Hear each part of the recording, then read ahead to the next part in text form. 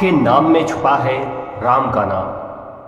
तुलसीदास जी से एक बार एक भक्त ने प्रश्न किया, महाराज आप श्री राम जी के इतने बड़े भक्त हैं, क्या कभी खुद श्री राम जी ने आपको दर्शन दिए हैं? तुलसीदास जी ने सहजता से उत्तर दिया, हाँ दिया है। भक्त ने पुनः कहा, महाराज क्या आप मुझे भी दर्शन करा देंगे? तुलसीदास जी ने हाँ अवश्य करा दूंगा। तुलसीदास जी ने उस भक्त को ऐसा मार्ग दिखाया कि एक गणित का विद्वान भी चकित हो जाए। तुलसीदास जी ने कहा, अरे भाई यह बहुत ही आसान है, तुम श्री राम के दर्शन स्वयं अपने अंदर ही प्राप्त कर सकते हो। हर नाम के अंत में राम का नाम ही है। इसे समझने के लिए तुम्हें एक सूत्र बतलाता हूँ। यह सूत्र हर किसी के नाम पर लागू होता है।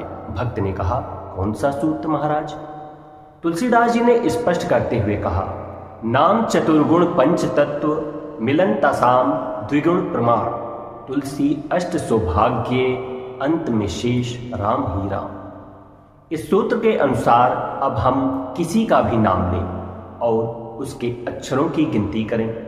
उस गिनती को चतुर्गुण यानी के 4 से गुणा करें। उसमें पंच तत्व मिलान कराएं अर्थात 5 मिला लें।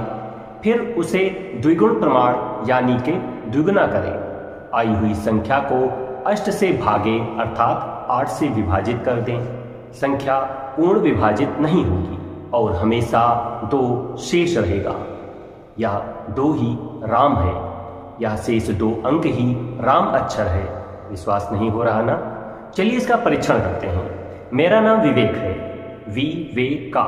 मेरे नाम के 3 अक्षर हुए, मात्राएं नहीं छोड़नी है। अब इस गिनती यानी 3 को चतुर्गुण अर्थात 4 पुरुषार्थ धर्म अर्थ काम मोक्ष से गुणा करें। प्राप्त संख्या 12 हो गई। अब इस 12 में पंच तत्व अर्थात 5 महाभौतिक तत्व पृथ्वी जल अग्नि वायु आकाश को जोड़ें और अब यह संख्या 17 हो गई।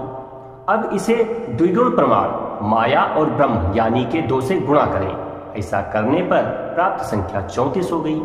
अब इस संख्या को अष्ट से भागें अर्थात 8 से भाग करें। इस तरह से 34 को 8 से विभाजित करने पर आखिरी में 2 शेष बच जाता है।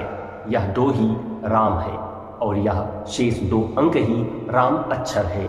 इसी से हमें तुलसीदास जी की बुद्धिमानी और अनंत राम भक्ति का ज्ञान होता है।